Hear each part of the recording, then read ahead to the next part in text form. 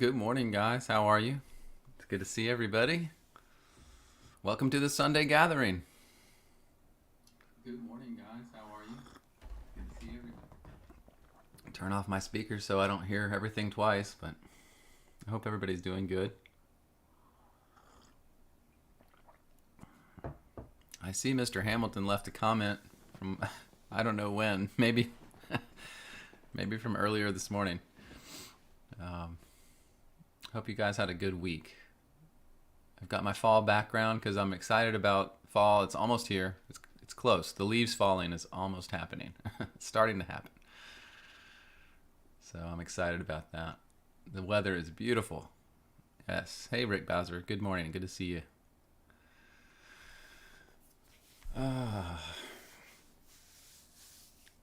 This week was a blur. I'm trying to think what happened. I don't know. I was really trying to figure out, what did I do this week? This was a blur. Everything goes by so fast. You guys, I hope you had a good week. Tell me if anything interesting happened to you. Charles Pascal, good morning to you.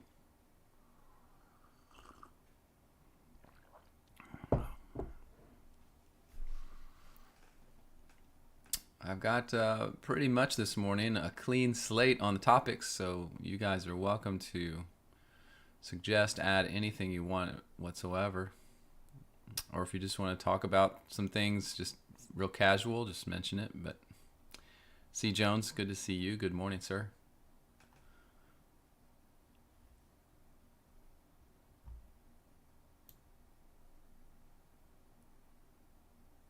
I do know in talking to some people this week that a lot of people feel very discouraged right now, very tired, worn out.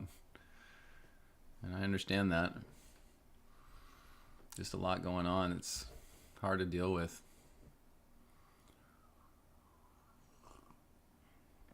I know a lot of people have struggled in recent months or the last year or so to keep jobs. I know a lot of people I talk to either are looking for jobs or don't have them, or know someone that just lost a job and so they're worried about theirs. I mean, it's just a little crazy.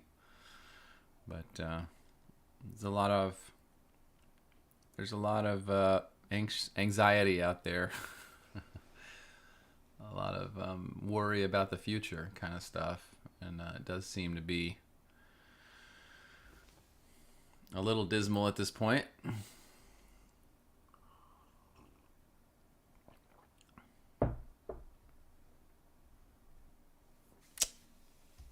I'll show the chat here so you guys can see what I see. Rafa Sieber, good morning to you, sir.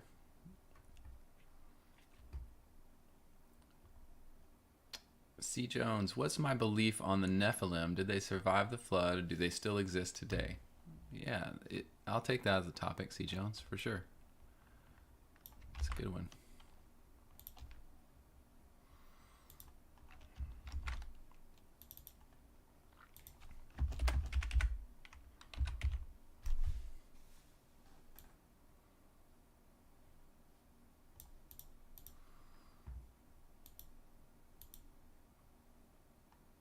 Yeah, any other topics, guys? Go ahead and put them out there.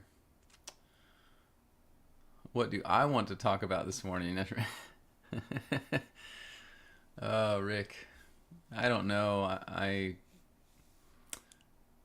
spent last night working on a video that I didn't really expect to do, but someone asked me a question I thought was, it seemed simple, but it was actually pretty profound, and because of the way they asked the question to me. And they asked me, what is it that convinced you? And this person was questioning this idea. This person was questioning. They said, I've seen lots of evidence in the world of corruption at the highest levels of government and military, etc. And I've seen that, but what evidence is there that the people that are at those high levels or that run the world, so to speak, are Satanists. And then they said, what evidence do you have that that is the case? And I sat back and I thought about that. I thought about that really hard, because they also mentioned, for instance, they mentioned the Q posts in this discussion. And they challenged me in a way to make sure that I was basing my beliefs on evidence that I had seen, not just like the words of a certain person or not just trusting one source for this information, but it challenged me to provide evidence that the idea, the concept that the world rulers are generally involved in Satanism is it was a good challenge, and I took that challenge, and I'm going to have a video that's produced very soon about that specific topic. So I recorded that last night. It's what I was working on. So sometimes those topics, of course, I don't like necessarily doing those topics, I don't like talking about Satanism, and I don't like exploring the realm of what these evil people do. But at the same time, there's some little voice with me, perhaps it's God, that's saying, if one person's asking that, then a lot of people may be asking that. And I think that that's what I'm here for. So I decided that it was important that I do that video. I could have just answered the email. It was an email. But I felt like if one person's asking, many people might be talking about it, asking about it. And so I will soon have a video that it's about the topic of how we know that the rulers of the world are Satanists, essentially. So bright and cheery for Sunday morning.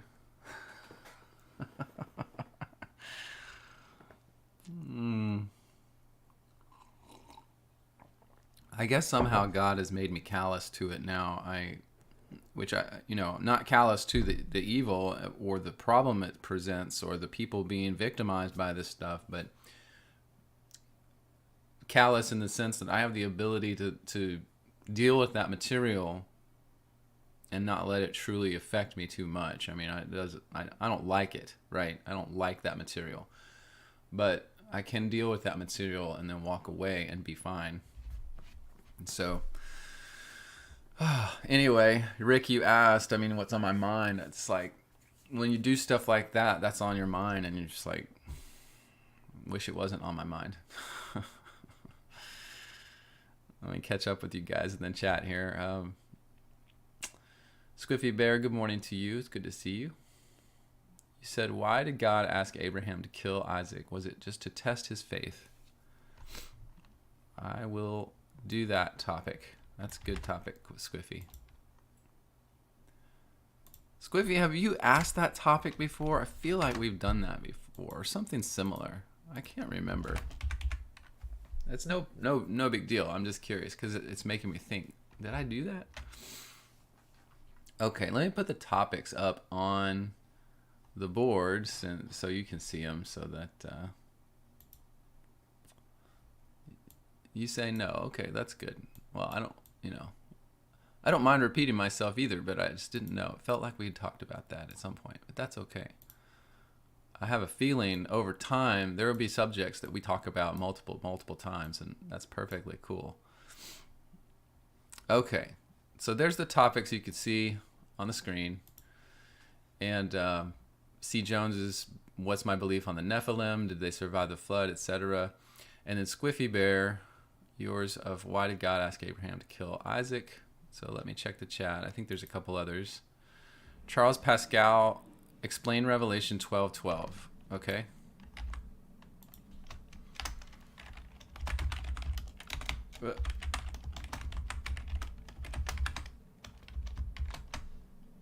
Explain Revelation 12:12. I don't remember the verse specifically right now, but I know what's in Revelation 12:12, so I will go there and then explain it on the fly. I think I can do that pretty easily.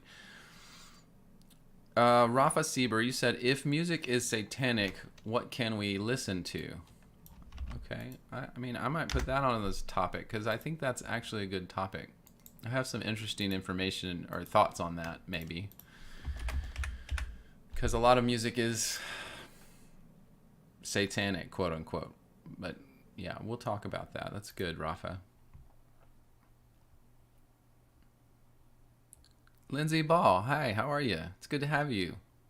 I've missed you. At least in the live chats. You've probably been around. I just hadn't seen you recently. Terry Barnes, you say gospel bluegrass in question. I think in question to Rafa's comment.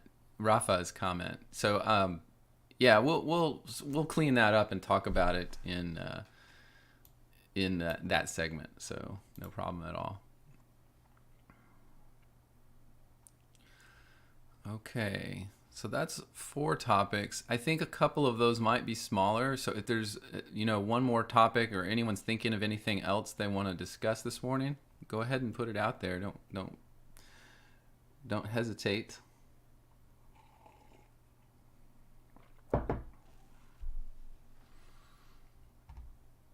Thank you guys for joining this morning. I really appreciate each and every one of you. It's really a pleasure. It's really a pleasure to be in fellowship with you and be able to talk with you. I just really appreciate it. Terry Barnes, you say it's a beautiful day in Tennessee. Awesome. Yes. It's a beautiful day where I am. All right. Well, let's see. So in just general discussion announcements, my studies this week, I kind of talked about that a little bit. I just tried to think back through my week, and I was just like, what happened this week? It seemed like such a fast week, and I don't remember what I did.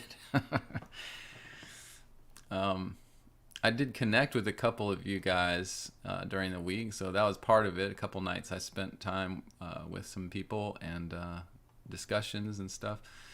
And then I did spend a little time on my website this week. So I want to, I guess, give you guys a little rundown of the stuff I was working on the website, just so you know and are aware. So here on the homepage of bible-scribe.com, you'll notice I added a new tile over here on the right. And that's for my friend Psycry.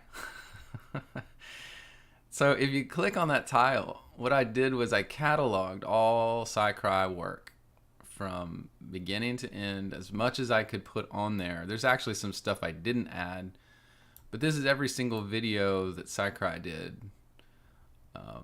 cataloged. And when there's new ones, I'll put them on there too. It was fun going back through this information because if you'll notice here at the top, this video that was done originally, it's called Project Looking Glass from the Mouths of the Whistleblowers.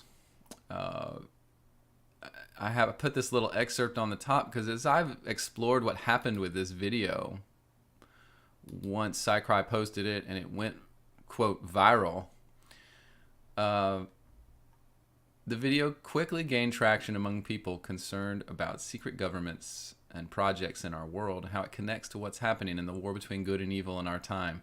It shows the whistleblowers themselves discussing how the elite used the Project Looking Glass device to predict future outcomes. And when they saw a terrible future in which they no longer would keep control over the world population, they abandoned the project. But there are good military intelligence units that used it to figure out how to take down those same evil groups. The picture painted by the device was that no matter the input supplied, the outcome was the same, unchangeable. And, originally when that was posted, that video got more than 200,000 views on YouTube, and then YouTube banned it. It has since been posted on Rumble and BitChute. Those places it got, respectable views, but not the same kind of viral attention. But what I've found is over time, that video has been mirrored worldwide in different websites all over the place. And I keep doing view counts on different videos that people have put up of that same link. And that video has gotten probably more than 500,000 views worldwide, if not more. That's just what I can see online that I've found. So there's no telling the saturation level of this information now because of what Psycry posted. It's just amazing to me. It blows my mind. And there's links to that and all the other videos that Psycry did. So I just wanted to mention that. I did put that on my site, so it's available and easy to get to if anyone is interested in that. But yeah, I did that. Another thing I'm working on the website, and it's not finished yet, but I'm working on the possibility of having chat rooms like this on the website. And they would be locked down by password. I would only let people in that I knew of and was comfortable with being in these chat rooms. But I'm starting to set this up. I've been playing with it, testing it out. There's a few features. You can put text, you can put links. I was hoping that this could be a way that our group could privately talk and have that persisted. Like, we would save that, it would be there. We wouldn't have to worry about privacy.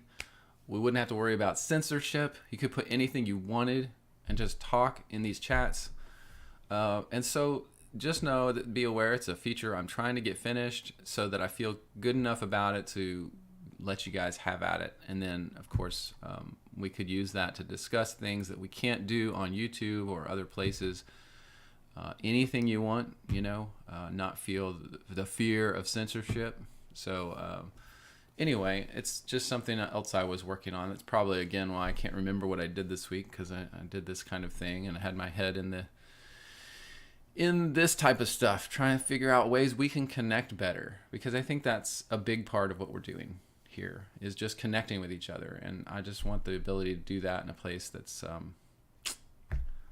not gonna censor what we say. We should have the freedom to speak about whatever we want to speak about. So anyway, I hope that sounds interesting, but just be aware that's gonna come soon, and I'll let y'all know when it's available.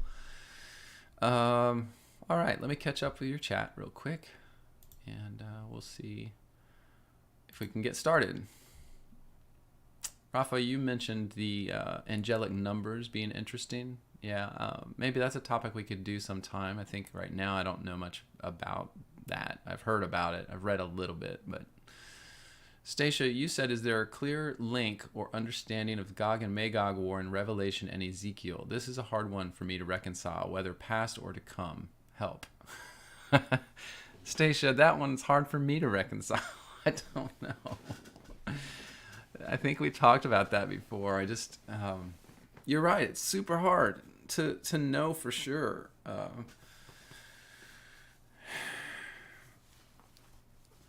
I just don't know that it'll be valuable for me to try to discuss it again, because I'm at the same place you are. I'm at the exact same place. But I'm going to put it on my list.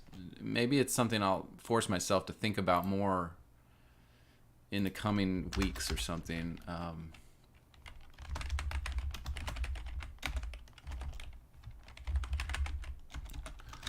Let's see.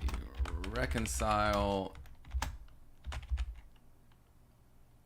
Ezekiel and Revelation on the battle of Gog and Magog. Yeah. That's a hard one, man. Mr. Hamilton, you said you're going to Rumble. Okay. Are you going to Rumble to watch this, or are you going to Rumble with someone? I don't know. But yeah, no, that's fine if you're going to go over there. I could double check my chat. Ah, yes, I see. H.L. Dixon. So is that you, Mr. Hamilton? H.L. Dixon? I just don't know. But I see you, H.L., over there on Rumble. So thanks for watching. All right. Okay, let's see. Yeah, Amanda Esquivel, good morning to you. I'm so glad you made the Sunday gathering. You just realized you can't speed the play up on the lives. Are you saying I need to talk faster? I mean, what? This is as fast as I get, I think. But you like the idea of the online forum. Yeah, I like the chats. Yeah, I think that's going to possibly be a really helpful tool for us. And what I want to do out of that, I want more input from you guys. Like, I want to be able to see links you found and material you found. I want you guys to be able to share that with each other. And again, in a way that's private-ish and secure enough that we don't have to worry about people taking our stuff down or messing with it. So, all right. And Stacia, I will let you know if I can reconcile Ezekiel and Revelation on the battle of Gog and Magog. It's I've been looking at that for a long time. Maybe I need to spend a little more focus on it here. Amanda, you say this, your last comment here. What do you think Jesus meant when he said we do greater things than these in light of preterist view, if that makes a difference? Yeah, Amanda, I'd like to do that topic today if I can, especially since it's from you. Amanda Esquivel.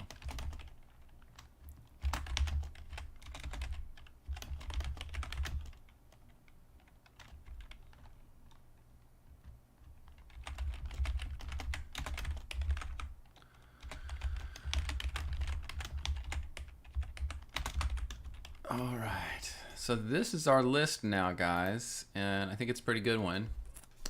Again, we have C. Jones on the Nephilim. Did they survive the flood, and do they still exist?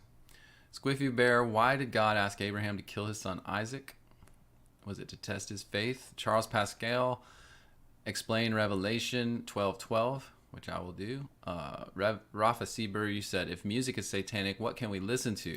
Yeah, we'll talk about music and how it works. Amanda Esquivel, your topic we just mentioned of what does it mean that Jesus said we will do greater things than these. All right. So with that,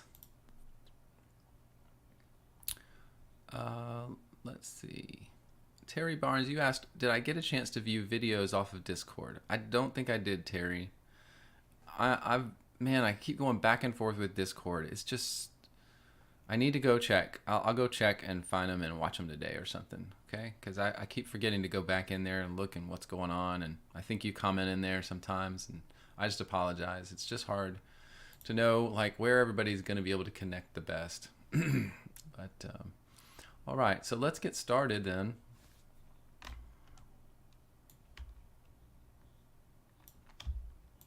Let's do our first topic of the Nephilim. Oh, it's too big. Let's just do it this way. All right. So, Nephilim. Yes. So, briefly, just to discuss my thoughts on the Nephilim. So, we have so many references to the Nephilim, and we start with the Bible, of course, Genesis chapter 6, verse, I think it's like around verse 6 or 8. Where it mentions the fallen ones, the Nephilim. The Nephilim is a Hebrew word, right? And so it means the fallen ones. And it's very clear who the fallen ones are. I mean, it's actually all through, not only the Bible mentions them, but there's so many church writings that talk about the fallen angels. There's so many ancient Jewish writings, including pseudepigraphal works, that talk about the fallen angels. Of course, the book of Enoch being one of the primary sources, but also the book of Jubilees and the book of Jasher. And, well, let me look it up because I don't want to misspeak, but there's really a ton of references to the Nephilim. And I'd like to at least mention some of them before we move forward here. So let me share this real quick. So here's a list of references that I have found about the Nephilim. Genesis 6, Numbers 13, Deuteronomy mentions it, 2 Samuel, Joshua, Ezekiel, 2 Peter, Jude. So that's all the places that I found in the Bible that specifically mention the Nephilim, the fallen ones. The Septuagint, of course, echoes that. It's just to say that, there's no difference in the Septuagint. The same mention, the angels, the fall. Then in 1st Enoch, of course, in 2nd Enoch, the book of Jubilees, the Testaments of the 12 Patriarchs, which is a Jewish writing from probably closer to the time of Christ. Josephus in the Antiquities of the Jews mentions the Nephilim, the giants. Well, so I'm not conflating the two, by the way. The Nephilim are different than the giants. I mean, the giants are the offspring of the Nephilim, right? So just to be clear, I just trying to make sure I don't misspeak or anything. Philo wrote about the giants, but prior to Christ, he lived, I think, just before the time of Christ, just prior to Christ coming. I think I don't know if he was alive during the first century, but anyway, that's the time we're talking about there with Philo. A few different places, different writings, he mentions them. The Book of Jasher, the book called The Fragment of Noah that came out of the Dead Sea Scrolls, and then the Dead Sea Scrolls Book of Noah. Let's see. The Book of Giants in the Dead Sea Scrolls. Karatepe. Is that the same or different? I think that's different. The Ammonite inscription of the 9th century found in Amman, Jordan. The Aramaic Targumim has all sorts of writings about the giants. So the Jewish writings are full of it. The Talmud, as you can see here, the Hulin section of the Barakoth, the Babylonian Talmud. Justin Martyr in the 2nd century, Irenaeus. I mean, the references go on and on and on about the Nephilim. So I guess we can start with the fact that the Nephilim did exist according to all the historical writers. And even if we looked, and I'm not going to mention all these are a lot of early church fathers writing about it. Even if we put all the Christians and the Jews aside, we would still have the Akkadian and Sumerian texts that talk about like the Epic of Gilgamesh and reference the beings that fell from heaven or came from heaven. And you'll hear, you'll hear people like Zechariah Stitchin, secular scholars who Zechariah Stitchin's character is questionable, but his skill set is questionable too, but he talks about those writings that do mention people from the sky. Now he interprets that as angel or aliens. Of course, a lot of those secular scholars would rather interpret it as aliens than angels because they don't believe in the Bible, right? They don't want to believe the Bible. But I guess I'm just trying to say that the reference to this infraction of the angels with the women of earth is ubiquitous across all of Christianity and all of Judaism. And I mean, not modern, because modern people deny those kinds of outlandish things, right? They can't believe that kind of thing would happen. Although we still have records of people, especially in early America, pulling bones of giants out of the ground. So it's obvious that they existed. I just wanted to mention that because, there may be some listening that are like, what giants? That's ridiculous. There's no giants. It's all Sethites or something. No, it's not Sethites. Sorry. It's actually giants. So the Nephilim came and mated or in some way reproduced with human women. And it says that what an interesting account in the Kebra Nagast says that the women, as they, had intercourse with these angels, they thought on those angels in their heads, and that's why they conceived the giants. And the giants, it says the babies, as they grew, became so big they ripped open the stomachs of the mothers, and in that way were born. And so it killed all the mothers of these giants because they were so large. Very interesting account in the Kebra Nagast. Anyway, not saying that's 100%, but interesting that they said it that way, right? Why would they say it that way? So that aside, that kind of answers the question on like, what's my belief on them? Did they exist? So to talk about the flood and did they exist after the flood, I found something recently. And I believe it was just in the past few weeks when I was studying the Sibylline oracles, which are these kind of just a variety of prophecies from both Greek sources and Alexandrian Egyptian sources, and all this that came from before the time of Christ about the coming apocalypse.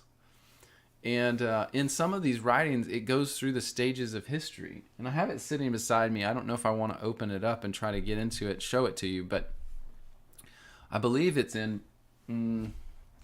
I believe it's in book 1 of the Sibylline Oracles. I'm just gonna pop it open real quick. I just want to see it because I might be able to read a piece out of it. It'd be pretty interesting here. Sibylline Oracles. Yep. Okay, I'm almost there. And my eyes are terrible, so I'm gonna put these on. Okay. So I have this book, the Pseudepigrapha, right in front of me, and I'm just gonna read a little bit. Sibylline Oracles, book 1. This book tells the story of kind of all history. It starts at creation. It says, God established the earth, draping it around with Tartarus, and he gave himself sweet light, or he himself gave sweet light. He elevated heaven and stretched out the gleaming sea. So this actually, for those of you that are interested in kind of a flat earth methodology and concept, this does present that in a very kind of concise, clear way. It continues. It goes down to Adam and Eve. It mentions them. It mentions the fall. And then it mentions the what it calls the second generation on the earth. It says different ones devised that with which they were each concerned, enterprising watchers. By the way, the word watchers is another name for the fallen ones, the Nephilim. And you'll see the name watchers in many of the ancient texts, including this one. In fact, I believe that the word watchers is in the Bible in some translations. In, I think, the New Testament, possibly Jude. But that name is also very common. So if you're studying and looking for Nephilim, you need to also look for the watchers, because that's in most of the texts too. But it says that the watchers received this appellation because they had a sleepless mind in their hearts and insatiable personalities. They were mighty, of great form, but nevertheless they went under the dread house of Tartarus, guarded by unbreakable bonds to make retribution to Gehenna, a terrible, raging, undying fire. So that's talking about that they were, again, imprisoned for what they did. And then let's see if I can find the flood. Let's see. Yeah, here's the Noah section. I'm at line 150 or so of the first book of Sibylline Oracles. For the time will come and the whole immense world of men perishing by waters will wail a dreadful refrain. And then I'm trying to see, because I'm trying to answer the question, did they exist after the flood? And I'm trying to show you at least one source that says that.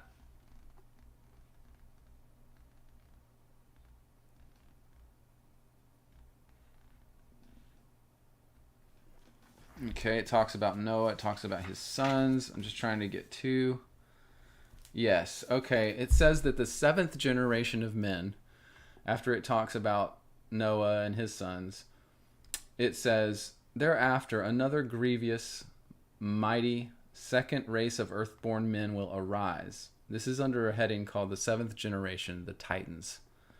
The Titans, it mentions. It says each individual will have a similar form, appearance, and size. It will be one nature, one language, as God previously put in their breasts from the first generation. They will also have a proud heart, finally rushing towards destruction, will plot to fight in opposition against the starry heaven. And then it mentions a few other things, and then it says, it talks about that God would come, the Son of God would come.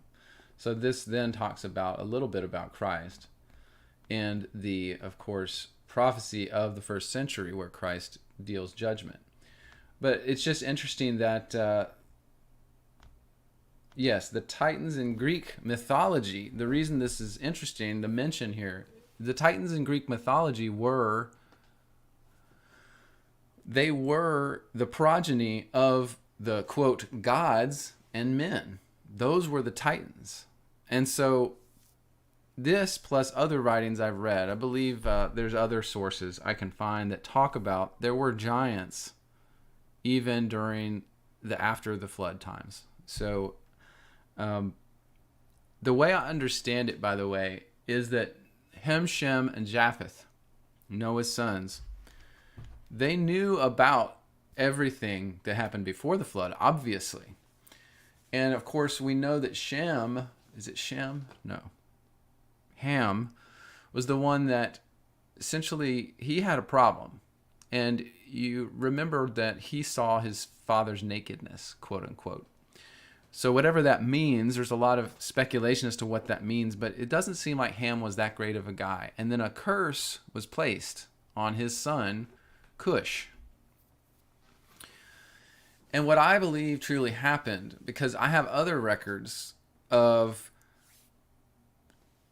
different religious practices in Mesopotamia and the area, and Persia and Babylon after the flood, even up into almost the time of Christ, where they would, like for instance, the ziggurats, they would use these places of power, these buildings they would build, and they would go on top of them and they would try to force a virgin to copulate with their god, the angel deities of those nations. And this is the type of practice that was done in Babylon. And it's what we've been talking about. We've been talking about, this, my studies on the judgment against Rome being the seat of power of the gods of Babylon at the time of Christ. And it's because all of this stuff was in play. And I don't know that there were necessarily, well, I shouldn't say that, because I do believe that probably at the time of Christ there were some quote unquote giant people. I don't know that it's something that was very prevalent then. I think a lot had changed. I know there's writings that include stories about people that were very tall. Now, it doesn't mention in some of those accounts that they were Nephilim necessarily, or they were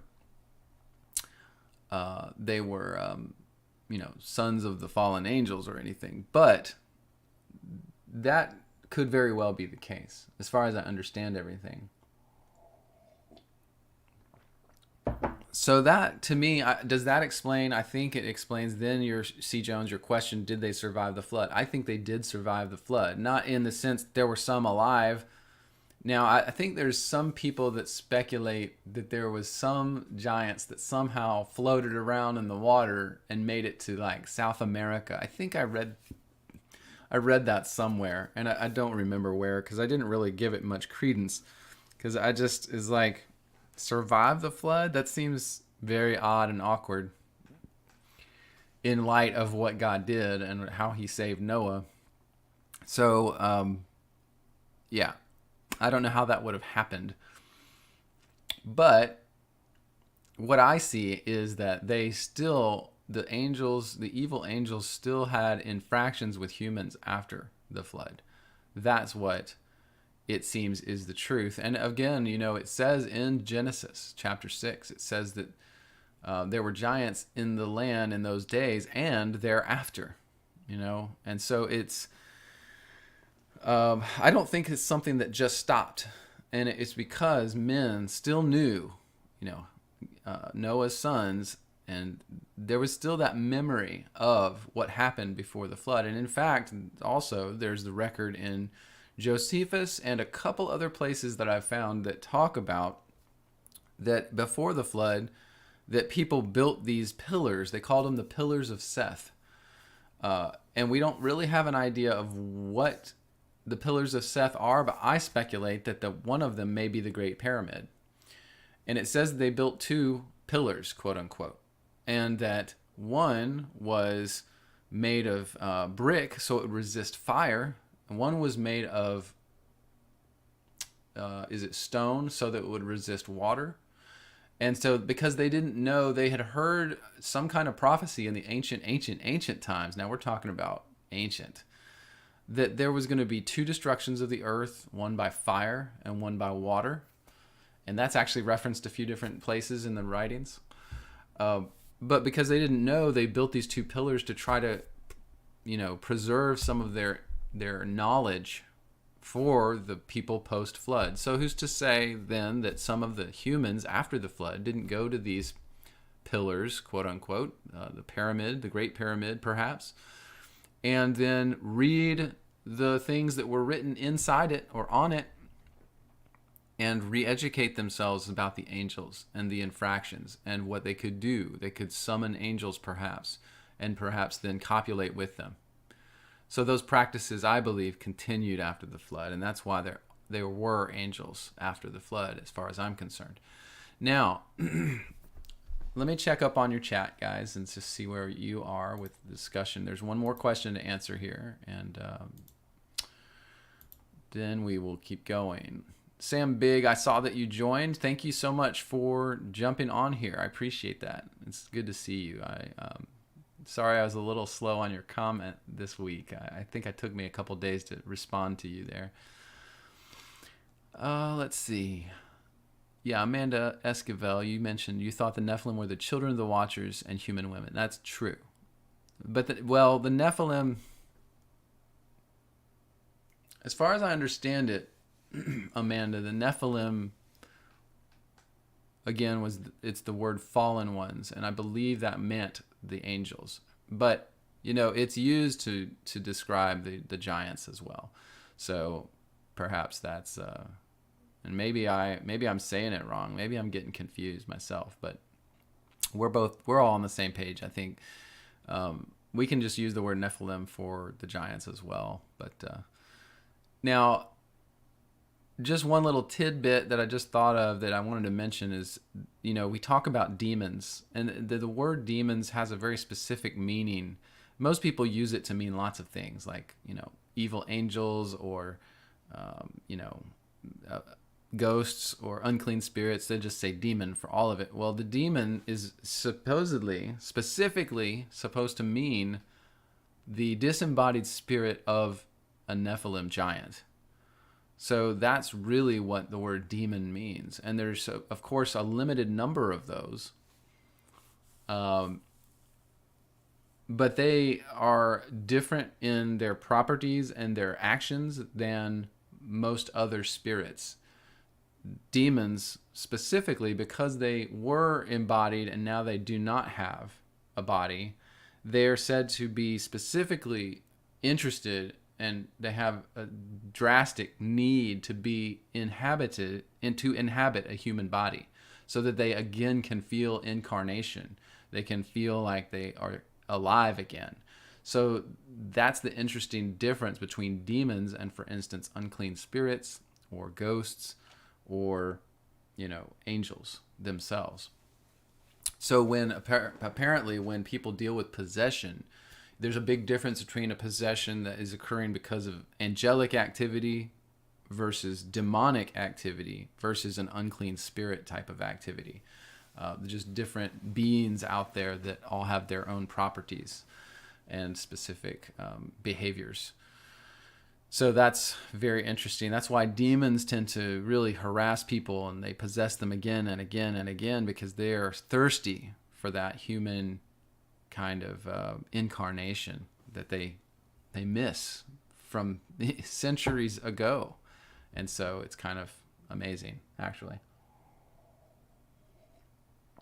Stacia, you mentioned it says that they defiled the birds of the air, the beasts of the earth, and the fish of the sea. Logically, only the land beasts would have drowned in the flood.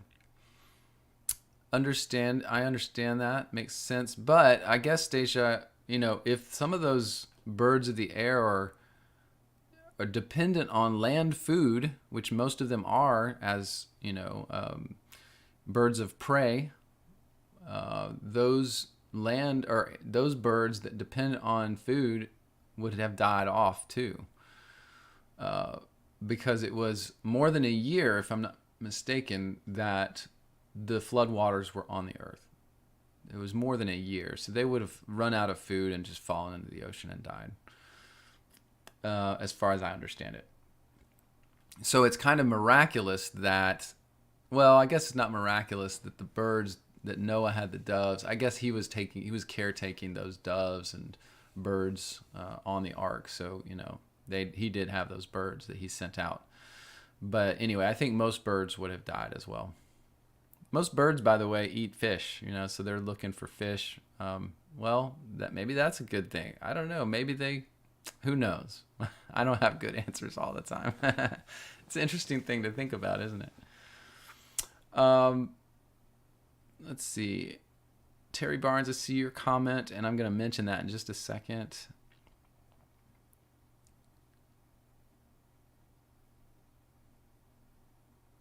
Yeah, okay, so I think, yeah, Pittsburgh Joe, you're right. It was Canaan that was cursed, and I misspoke earlier. Terry Barnes, you corrected me. Thank you for that. Not Cush. It was Canaan that was cursed.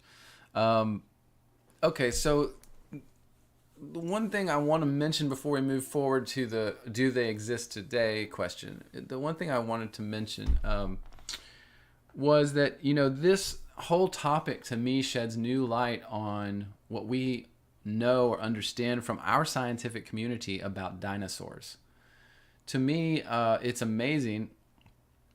But when I took this as a task one day, and I started researching online. I researched, modern science, and I researched dinosaur bones. And what I did was not just look at just, the first articles I saw on dinosaur finds or bone. I dug into individual finds of dinosaur bones and fossils, so to speak, and what were they? And I wanted to see literally pictures of the bones, because one thing I realized was that as I had grown up, I'd seen pictures of dinosaurs that were hand drawn, and I'd seen tons of books with, illustrations and, pictures of some bones, if I remembered correctly. But then when you go to a museum, you see sculptures of the bones of the dinosaurs. You don't see real bones. Now, they say that they are, quote, cast from the bones, the real bones. But, you don't know, because you don't see any real bones. So my job then in that body of research I did was I'm going to find pictures of the actual bones they're finding and see if that it's really what they say it is. And I'll tell you guys, it was amazing. When I did that, and you go and you try to find the real pictures of real bones that they're pulling out of the ground, there are almost no skeletons of dinosaurs at all. In fact, I don't know that there's a single one that's really been found and preserved. So most, 99.99% of all the dinosaur bone finds are little bitty fragments or pieces this long, or it's so bad. I was embarrassed, actually, when I realized that all of the information that I grew up reading as a child and all this stuff about dinosaurs was all fairy tale. It's literally fairy tale. And I'll tell you this, I think after thinking over this for a long time, I get the feeling that the dinosaur narrative was literally created to hide the fact of giant bones in the ground. I think it was so that when they dug up giant bones, they could say, "Oh, look, it's a dinosaur bone," instead of, "Oh, this is a human femur from a giant. That's why it's 5 feet long." Which we've found those. We have found those in the earth. It's even in America, that's been found. If you read, there's hundreds and hundreds of news articles from the early 1900s and the late 1800s about people digging up giant bones of humans in their yards. So it's obvious that, it's been hidden from us. And I just wanted to mention that because, to me, that was just a mind explosion where I'm like, you mean dinosaurs might not be real, or they might not be what we were told they were. And I think that's true because, to your mention, Stacia, that they defiled other animals as well. They did. From some of the writings, it sounds like they didn't just, the angels came and had the giants with these women, but then the giants themselves And the angels started messing with all sorts of other animals as well, and crossbreeding and doing weird things. And so I'm just mentioning that because it's very interesting. And I think it's just a neat research thread that, any of us can do. So there's that. Amanda Esquivel, you said there's a great book on Nephilim today. It's called The Roots of the Federal Reserve by Laura Sanger. And then Squiffy Bear, you've posted a link, and I think, yeah, you're saying that's a great video. It's called The Great Dinosaur Hoax. Yeah, I think that is I think I've seen that actually, and yeah, probably awesome video there. Thank you for doing that, posting that. Okay, so the question now, do they still exist today? Now, I would say that this goes back to what Terry Barnes mentioned in the chat just a few minutes ago. And so that's why, Terry, I kind of skipped your comment there.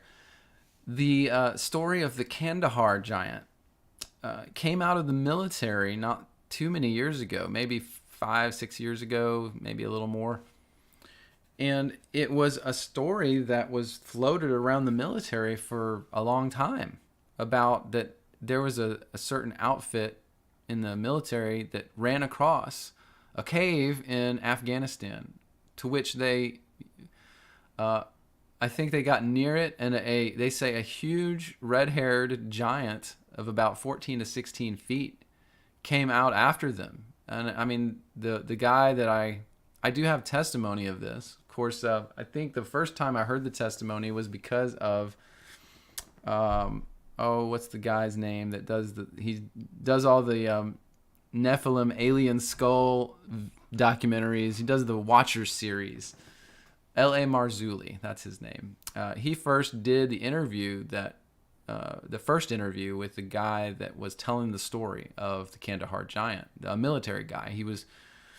They censored his face out. He didn't want to be identified, so obviously to him this was a serious thing.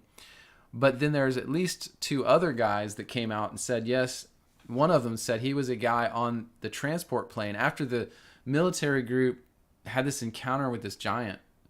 And they just emptied their rounds into him. It took so much work to get him down. Apparently he was so strong and just tough. They finally took him down after I think he killed 1 or 2 of them, their company. And there's another whistleblower that came out and said, I was one of the guys who loaded him up onto a C-130. And we flew him out, and they probably flew him back to America. It's probably in some kind of research facility somewhere, or they buried him in the ground so no one could ever find him again. It was probably the case. So, if I remember correctly, there's 3 different whistleblowers that came out talking about it. Yeah, so it seems to be a legitimate discussion. Yeah, Steve Quayle has talked about it. I don't like Steve Quayle at all, man. But, Steve Quayle. But yeah, he's talked about it. But I think it was first L.A. Marzulli that did it. But anyway, that's not just because those guys. It actually is a thing that people have talked about. And people posted their own whistleblower stuff on. So I believe that that's probably a true story. So my answer to the question, do they exist today, is that I think that they may exist. That one seems real. And if he wasn't the last one, then there may be others out there hiding because they, are obviously a minority now. Maybe somewhere we will never know.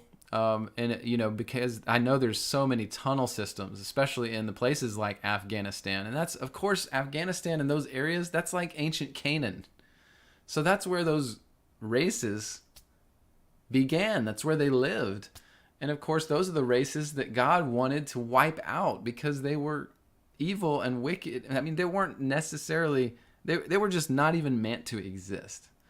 And again, that's the problem. And that's what people don't understand about the Old Testament. When Joshua is told to go in and wipe out all the men, women, and children, it's because they were these giant races. They were the fallen ones, so to speak. And they were messing with the animals too.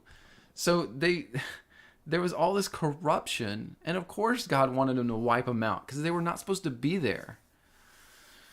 So I don't know. All that just to say that, yeah, I'm probably on the fringe here. I think that the Nephilim were real. The Watchers, the fallen angels, came and mated with women and produced the giants. I believe after Noah's flood, there were still giants because men still had the knowledge of how to connect with these angels and produce these people, these giant people.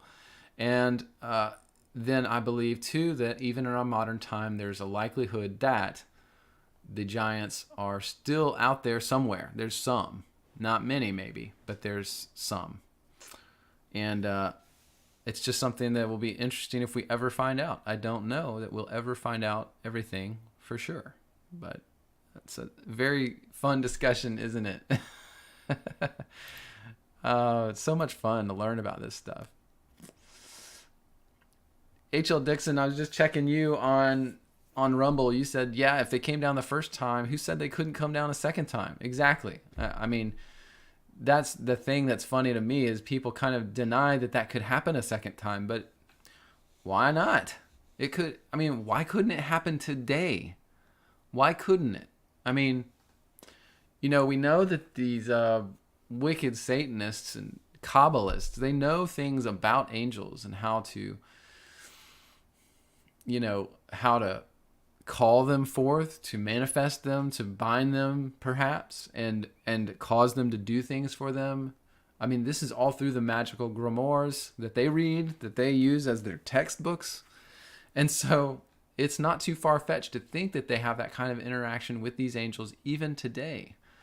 But perhaps not for the same purposes. I mean, I can't get inside the mind of a Satanist, really. So, I mean, who knows what's going on? Honestly, who knows? Who knows? Yeah, Terry Barnes, it is no wonder that the 10 spies of Aaron were scared to go into Canaan because of these beings that were huge. I mean, if one from the modern time, let's say the Kandahar giant's true, right?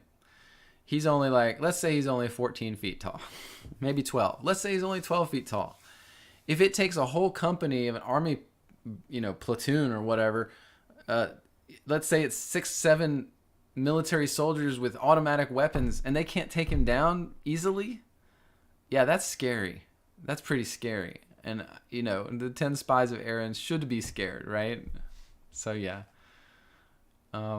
Stacia Loeb, you say, like Transformers, wink, wink. That's an interesting discussion too, Stacia. That's funny that you think that because I've thought the same way at times when I was watching those movies. I have thought that. C. Jones, you say your comments are being censored. They show up in your chat, but not mine. Okay, let's see.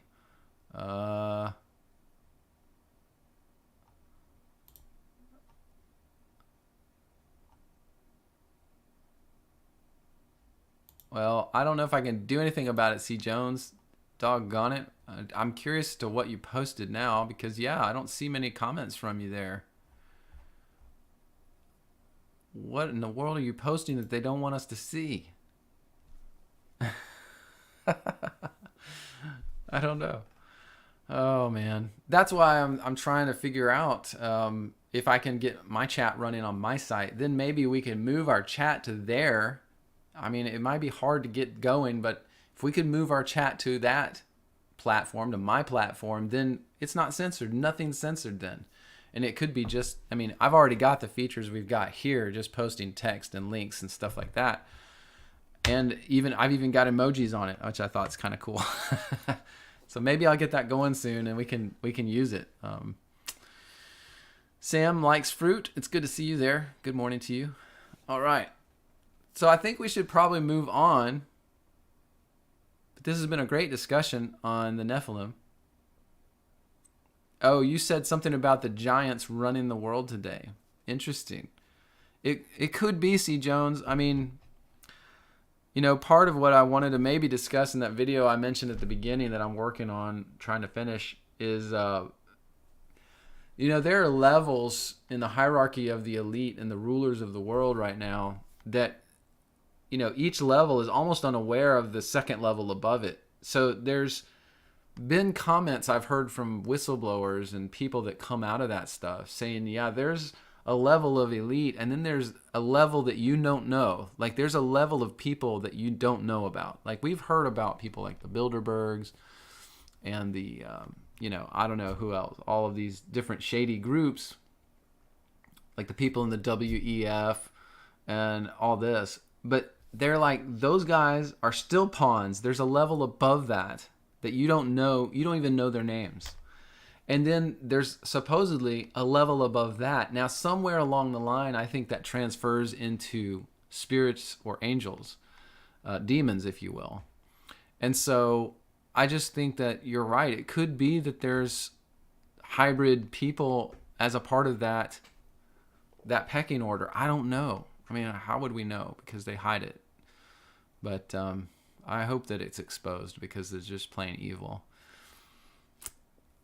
Amanda Esquivel, did anyone watch the Disney cartoon from the 90s called Gargoyles? I just realized the other day it was all about making the Watchers look like good guys. That's an interesting thought, Amanda. In fact, I did watch that cartoon when I was younger. Some. Very interesting. Man, it's a long time ago. You're taking me back. Taking me back. C. Jones, you said you posted too about the seed war being in the garden, or there being a seed war since the Garden of Eden, right? Yeah, I don't know. I don't know exactly. I don't know exactly if that's. I don't know, but yes, I mean, I know what you're saying, because it said, about the seed of the woman would bruise the head of the serpent, blah blah blah blah. Yeah, I mean, the idea that the infraction of the angels was partly a attempt by Satan to dismantle the bloodline of Christ, right? I've heard the whole theory. I've heard a lot about it. In fact, in the past, I used to think that was back before I was even preterist. When I was way back, I was thinking that was a thing, like the seed war, so to speak. There's even, I think, a book or two called The Seed War by like some writers. Oh, who's the guy? There's a Christian writer. He writes all sorts of Nephilim books. Chris Putnam, or no, I don't think that's who it is. He's also become a preterist, I believe. And but anyway, I just, it's hard for me when I read the texts, the ancient texts about the angels themselves that came down. It doesn't say anything about that they wanted to corrupt the Christ bloodline. And I don't know, it wasn't Michael Heiser or Terry Barnes. I just can't remember.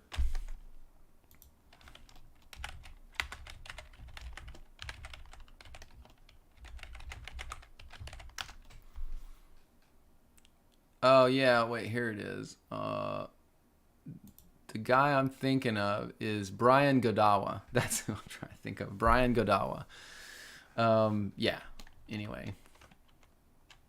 I'll just put this link in the chat because that's his books. If that kind of thing's interesting to you, I don't know. I think his book's probably pretty interesting, but I've never gotten into that stuff. But he has a whole series on these Nephilim stories that he's kind of like made out of the narrative from the scriptures and stuff. It's fiction, but it's, with some basis in some reality. But anyway, yeah, the seed war is something I feel less strongly about now, because when I read these ancient writings about the giants and the Nephilim and the fallen angels, watchers, it's more about them getting what they wanted and doing whatever they wanted and essentially throwing it in the face of God. And perhaps there's some element of, well, we can destroy mankind, but it seems more about their just plain selfishness. And so anyway, I'm aware of the seed war theory, and I'm just not sure that it was always in the head of Satan, like, I got to kill the bloodline of Christ, or if he just hated man. Because there is, of course, evidence that he just hated man because God created Adam, And Adam was so special, and God wanted the angels to help serve Adam. And Satan didn't want that because he's like, I was first. I was created before Adam. Why should I serve him? And so of that pride, the Satan and the fallen angels did their thing, right? Anyway, all right. So let's pull up and we'll go to the next topic. We took a long time on that topic. Man. Okay, let's see here. What do we got next? Let's do this. Okay, Squiffy Bear, your topic of why did God ask Abraham to kill Isaac? Was it to test his faith? Yeah. I'm going to do this one kind of quickly, if that's okay, Squiffy, because I know I went over this not too long ago, and the thing I'm going to say is some of the exact same stuff I went over when we talked about this event. But I think there was a couple reasons. I do think it was a test. You know, a lot of people are really wigged out by God asking Abraham to kill Isaac. They really just torn up about it. Like, why would God do something like that? It's so wicked. It's so evil to make a man try to kill his own son. I mean, it's just sadistic, right? And I get that feeling.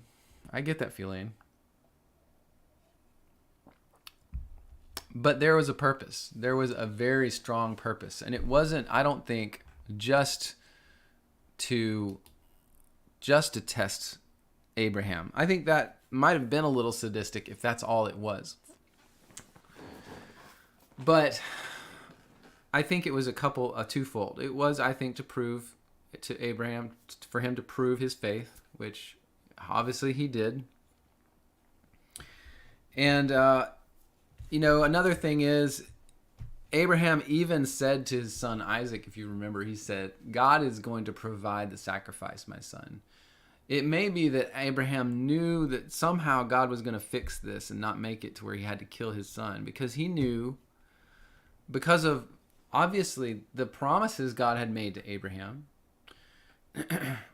Abraham had been told that his descendants would be as great as the number of stars in heaven. He'd been told these kinds of things, and that, you know, through his lineage, essentially the Savior would come, and all these other different things. And so Abraham knew at some level that God was going to make this work out right, and not quote, stop his bloodline, not end his family, I don't know if he knew whether God was going to kill his son or not. I don't know if he knew that. He seemed to have the faith that whatever it was going to be the right thing. Whatever it was in God's will. It was right. So, you know, that test is something that we probably can't really fully understand. But the other thing that I think is amazing about the sacrifice of Isaac is the stunning parallels between what happened in that story and then what happened with Jesus Christ. The stunning parallel. It's just unbelievable.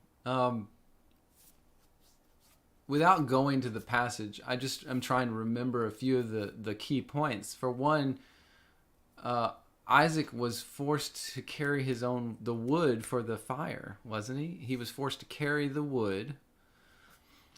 And just as Christ was forced to carry the wood of the cross to Calvary, right? And then they had to go up to the mountain. That might be a different parallel to Calvary. I'm trying to think of all the different things. When he was about to sacrifice him, the angel stopped him. God instead provided a substitute sacrifice. So that again kind of pushes your mind into the concept of the sacrificial lamb of God, the substitute sacrifice for you. It's not you that have to die, Isaac. It's not you that have to die. There's a substitute that is provided. And so it's just, you know, all the different parallels there with what Christ did for us and for everyone, not just us, for everyone. including Abraham. Do you realize that? I mean, Christ died for the people before him. Christ died for us all. And the parallels there were so strong that it's almost like it was another way of God prophesying the Savior, the Messiah, to Abraham. I mean, to me, that's just what it is. And so I guess, Squiffy, like, to me, that's the thing.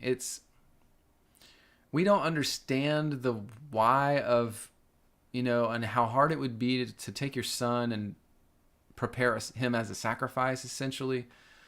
But everything about that whole event tells us scores, and probably told the Jews scores and scores of information about the coming Messiah.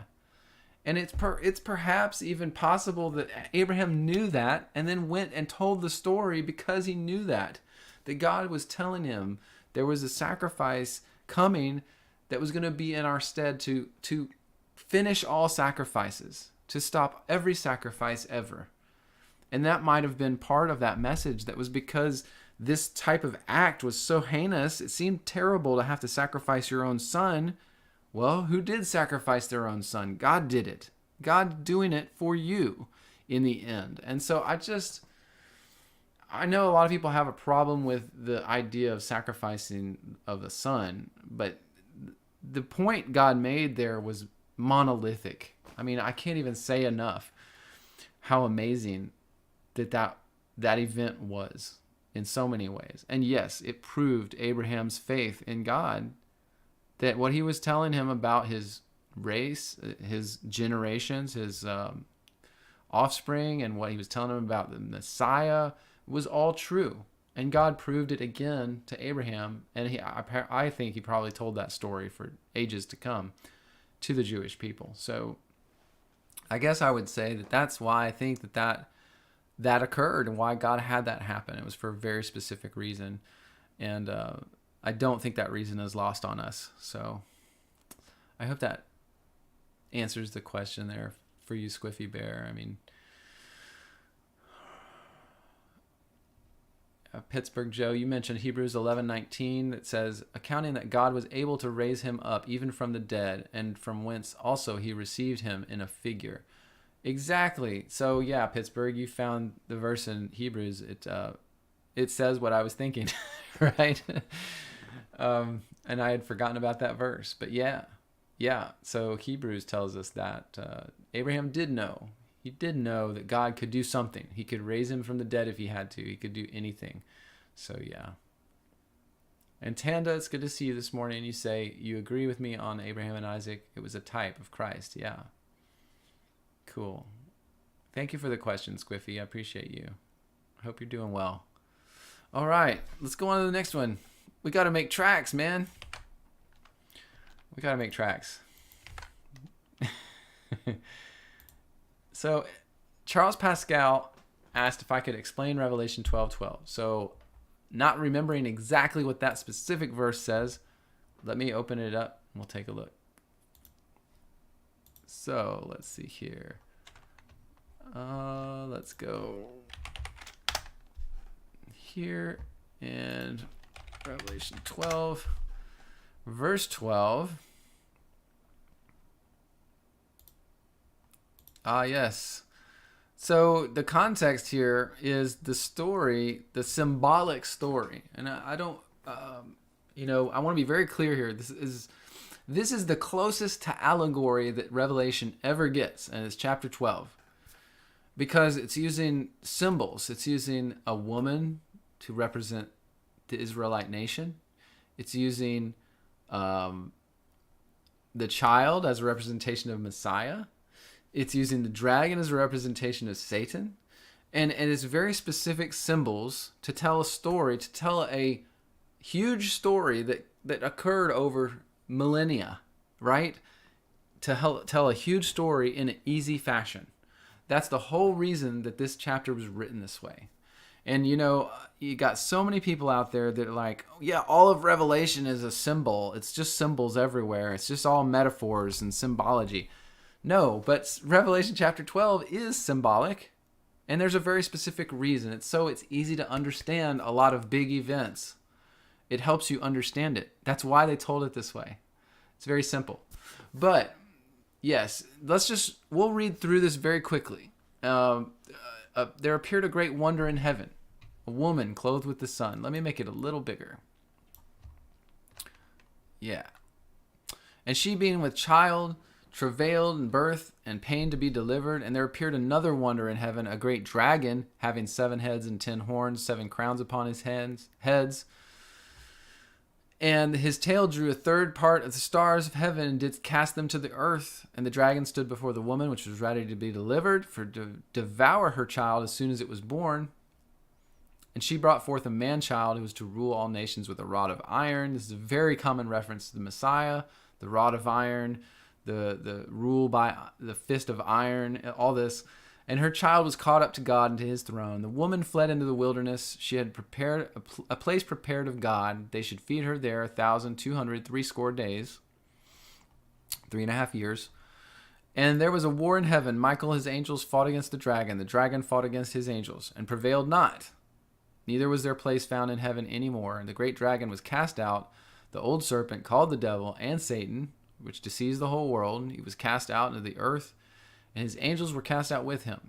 I heard a loud voice in heaven saying, Now is come salvation and strength and the kingdom of our God and the power of his Christ. For the accuser of our brethren is cast down, which accused them before our God day and night. So according, by the way, to this chronology that we were just given by this symbolic picture of history with the nation of Israel, the Messiah himself, and all this other stuff, it's saying that Satan, by the way, was not cast out until this time. Do you see that? He wasn't prevented from entering heaven until this time. Now, there is a sense in which, of course, in the garden, he fell. He came down to earth and took on new form and did all these things. But that doesn't mean he was prevented from going to heaven again. Okay. And so I'm just saying it's interesting to consider this and the chronology given here versus what we know about, quote, the fallen angels. It seems to be saying something a little different than most people think, which is that all the falling of the angels occurred in Genesis, right? Well, this is saying that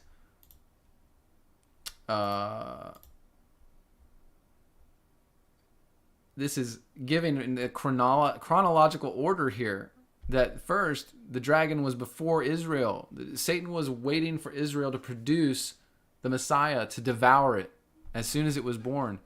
And then the man-child, the Messiah, was brought forth to rule, and the woman fled into the wilderness. That would have been a reference to the Christian nation, the true Israel, both Jews and Gentiles, the Christians, fleeing to the wilderness to be essentially protected by God during this battle in 70 AD.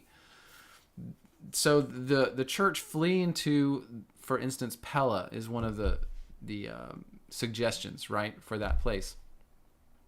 So the woman fled into the wilderness where she had a place prepared. And then that's when there's this war in heaven. Okay, Michael, his angels fight the dragon and his angels. This war occurs and the dragon was cast out, called the devil, called Satan, and his angels were cast out. Okay, so that's the order in which these things occurred. Now, there's also the idea that, being cast out may not be the permanent thing we think it is. Perhaps in the Old Testament when they fell, quote unquote, fell from heaven, came down from heaven, whatever that means, it doesn't necessarily mean a final thing that never can be reversed. But it's just, you need to think about these things, consider them, consider what these things are saying, especially in Revelation here. Verse 11, they overcame him by the blood of the Lamb, the word of their testimony, and they loved not their lives unto death.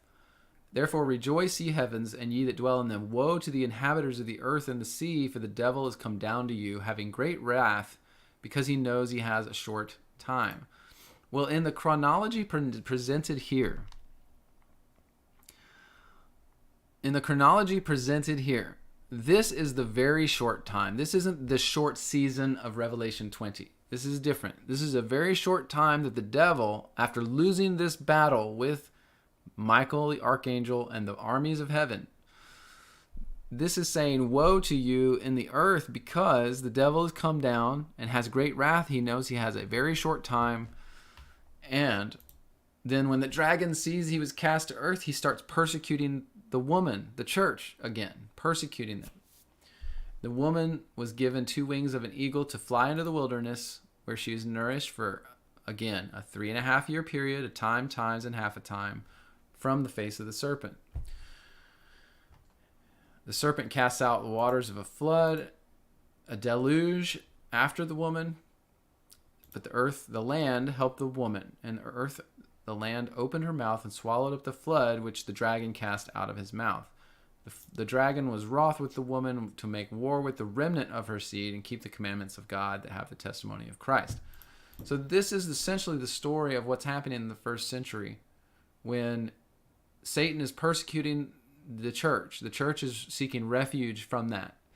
And so I think that maybe the confusion comes when, we see in chapter 12, verse 12, that it's a short time. It says he knows he has a short time, right? And we just don't want to confuse that with Revelation 20, because there's not just one short time ever in the history of the world.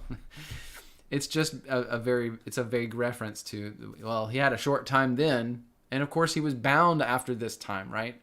After the events we're reading in chapter 12, Satan was bound for 1,000 years. That's because, and that's why it says he has a short time, because he's about to be conquered and bound for 1,000 years.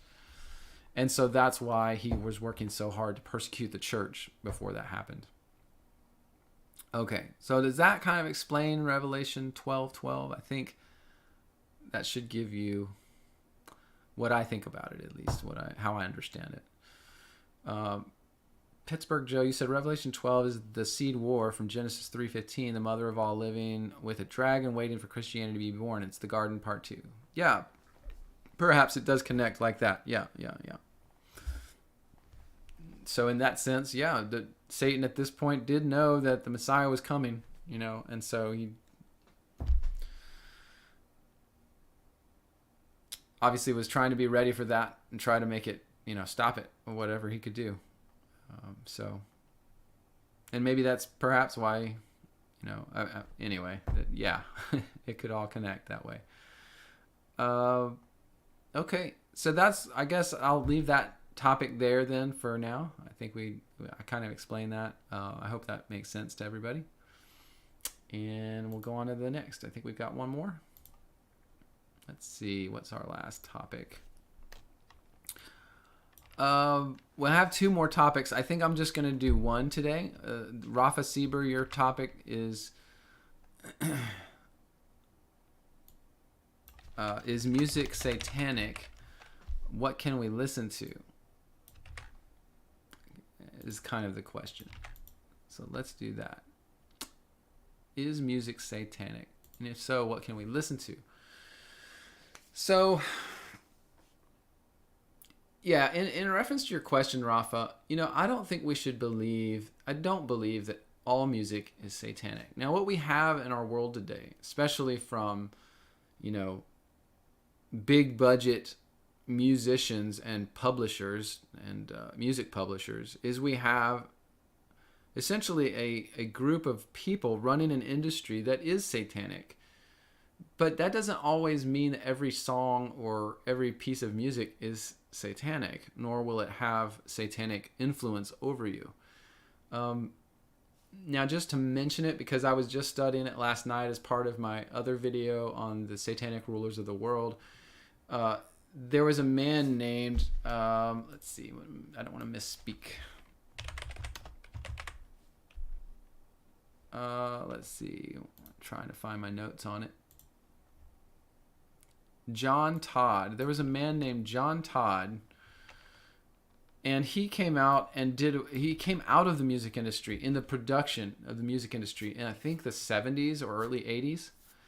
And So John Todd told us that the music industry that he was aware of, the parts he was in, in at the upper levels, was managed by Satanists, and that they had sorcerers that they would use when they would make new albums. They would actually have their sorcerers cast spells over the albums and over the music, so that as it went out, it would affect people, it would carry out evil agenda when it was in the public sphere.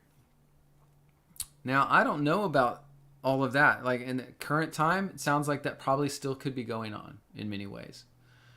I don't know what to say about that. In the end, music is music, and I think your statement there, Terry Barnes, is something to consider. Music, you say, is frequency as long as it's a good one. Maybe, yes. I mean, yeah, music is really... I had a teacher early in my life, a Bible teacher, and his view on music, and I trusted this man implicitly. He was a very good man. He wasn't right about everything, but he had some good ideas. He was a very seasoned teacher of the scriptures. But he said that music was agnostic. Music did not have...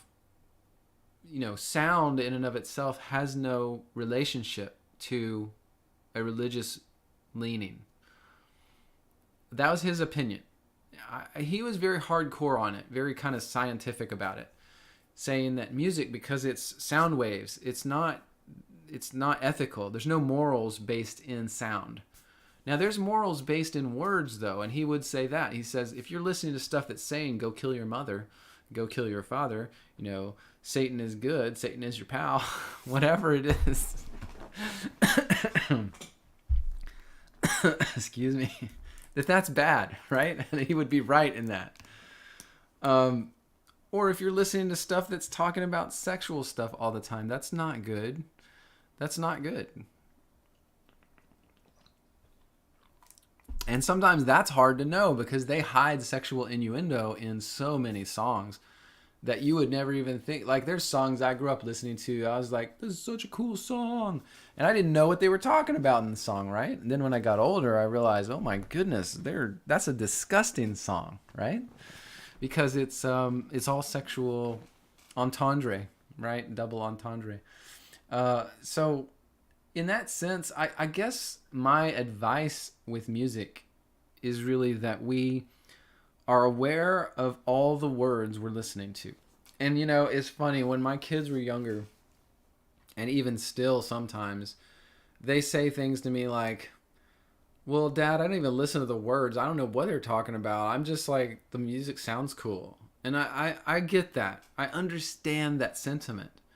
But as Christians, I think we need to hold ourselves to a higher standard. And so I tell my kids, it doesn't matter if it sounds cool, if they're saying that they want to go essentially have promiscuous sex with people. If that's what they're talking about, it's not good for you. It's not good for other people. And people will assume that when you're listening to that music, you do know what it's talking about and that you are okay with that. And that's not good. So I think my advice in music is, number one, you should consider the artist you're listening to.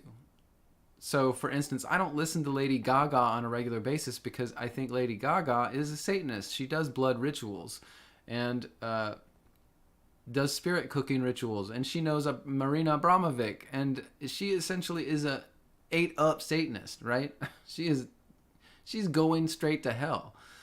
I don't think it's probably a good idea for me to listen to her music,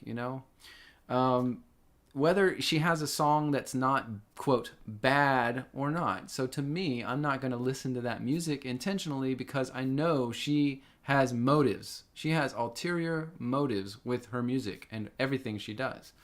So it would be stupid as a Christian to listen to that music. So that's one thing. If the artist is an out-and-out like evil person and doing things that are wrong, you need to consider that and consider the music in light of who that person is. Then I think the other thing is you need to consider the words that are being said in the song if it's a lyrical song. You need to know what's being said in each song, and you need to consider whether that's something that's appropriate for you to listen to or to be heard listening to. So other people hear you listening to a song, they may assume you do approve of what's in that song being said. So I think that is another thing. That's the second thing. You need to be aware of every word that's in every song you're listening to. Then I do think in some regards, there's some types of music that I just can't understand personally why a Christian would want to listen to them. For instance, death metal music. I just, it's such a horrific sounding type of music that I can't understand when a Christian they should have their mind on things that are pure, good, all the all the good qualities that we should put our mind on. And some types of music are just meant to, arouse feelings of discomfort and disquiet and not peace. And those things are antithetical to what we are as Christians. So I have a really hard time with any Christian who says, yeah, I love death metal. So no, it's cool because I listen to Christian death metal. I'm sorry. I cannot get on board with music that sounds like the gates of hell are opening. And Terry Barnes, you say you used to be a Screamo fan, but God called and now you can't stand it. I understand.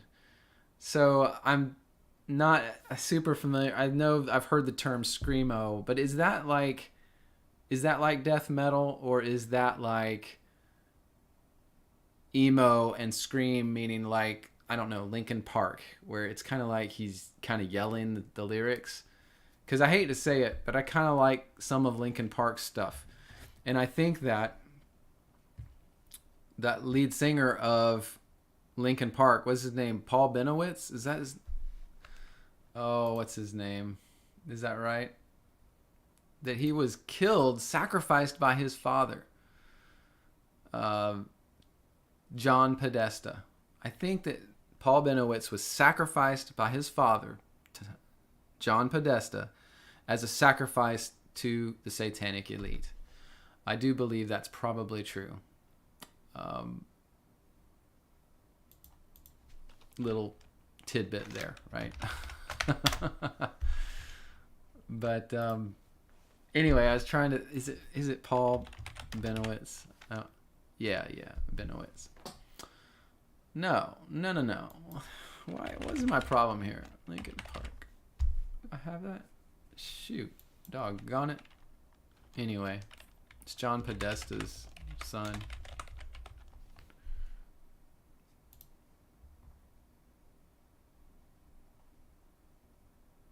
I think I said it right anyway.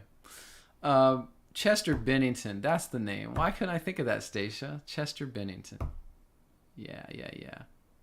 I don't know who Paul Benowitz is. My brain sometimes, guys. It's just so much. Honestly, it feels like there's just so much information. It's so hard to keep track of all of it. Chester Bennington, yes, is, as far as I understand it, John Podesta's son, and was, I think, sacrificed to the satanic elite. Ah, yes. Squiffy Bear, you say you like classical these days. I think that's beautiful. I mean, I like some classical, and some of it really I love, but I have a hard time listening to it while I'm doing anything else. Classical really is emotional for me. Like when I really listen to it, I feel like I'm just on this kind of like ocean of emotion, and like this part's strong and then gets soft again. It's strong. I just feel like I'm being thrown around in a very emotional sense. It's very hard for me to listen to and not really focus on it. Which is funny because for me, electronic music, some of the, electronic music that's modern, I can listen to and enjoy, and it doesn't distract me for some reason. It's very weird. I don't know. Some of that stuff you would think would be distracting, but it's not. Anyway, Rafa, you think classical is safe, but who knows? Yeah, I mean, but here's the thing, like, truly, like, notes on a piano, I don't think there's much that you can do with a piano that's, like, truly evil. I just don't know. I mean, I'm sure there's someone out there who's figured out how to make sounds with a piano that sound horrible. But it's just, we just need to consider who we are. We are God's children. And I think in the pursuit of good things, of pure things, we should again pursue that in music. And that we should encourage and like music that is beautiful and it encourages beauty or the correct emotion or the correct, words, the correct things being said in it. And I just think, we have to be common sense about it. Common sense. So I think those things that we mentioned are probably good guidelines. Who is doing the music? Are they evil or are they good? What's being said in the music? And, the sound of the music, do you feel like the sound of the music is promoting feelings and emotions that you think are in the best interest of a Christian, right? Do you think Jesus would listen to what you're listening to? What would Jesus do, maybe? I don't know. That's an interesting idea, too. Would Jesus even listen to music? I don't know. It's interesting. I haven't really thought about that, really. But yeah, someone mentioned earlier that David played music before the Lord. So there's nothing wrong at all with music. It can be a beautiful tool for us to think, meditate on things, appreciate the beauty of God and nature and everything else. And yes, C. Jones, there is frequency in everything. And I don't have any comment. There's some people that say, this frequency is bad, that frequency is good. 440 is the bee's knees. I don't know. I don't even know what the frequencies are that people talk about. I've seen it online, but there's no way to know, really. I mean, the only thing I can think of in terms of frequency is I know when Nikola Tesla was experimenting with frequency in the middle of the 20th century, that he did some experiments with different frequencies, some of which were literally damaging to physical creatures. Like, he would pump out low frequencies, and he would recognize from his tower, by the way, that he had created, and he would pump out low frequency emissions from that tower, and noticed that all of the wildlife in the area would either die or run away. And so he, of course, stopped doing that. But he realized some of those low frequencies were very dangerous and detrimental. So there's no telling. There's probably frequencies out there that are very harmful to us, including 5G and others like that. So, and I'm sure a lot of you have seen some of the stuff on, different frequencies of electromagnetic radiation and radio frequencies and, high frequencies like the ones being used for our cell towers now.